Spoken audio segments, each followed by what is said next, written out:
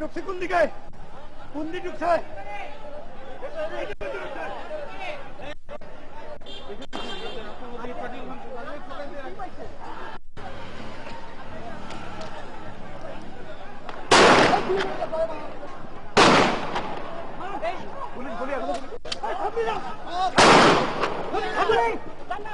দর্শক, আপনারা দেখতে পাচ্ছেন জামায়াত ইসলামী শিবিরের সাথে পুলিশের সংঘর্ষ।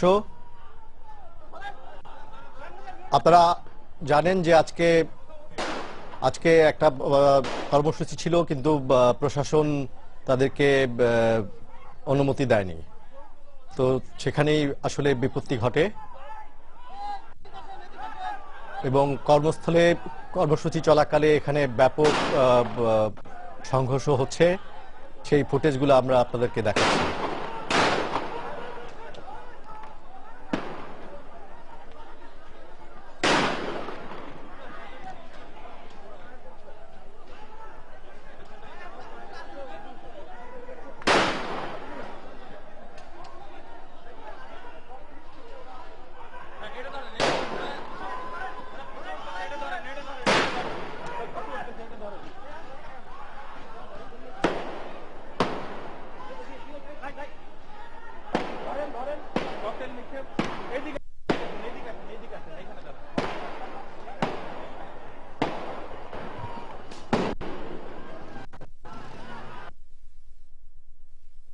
মানবতা বিরোধী অপরাধের মামলায় জামায়াত ইসলামী